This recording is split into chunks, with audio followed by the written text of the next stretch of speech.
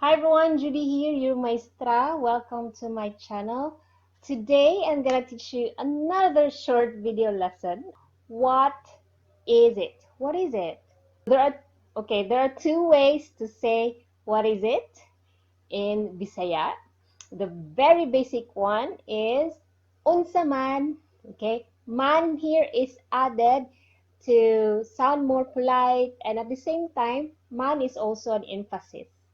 Now, if you want to give emphasis here, like what is it? Unsa man lagi. You add lagi. A little bit of demand there from you towards the second person. Unsa man lagi. Okay? So, two ways. Unsa man lagi.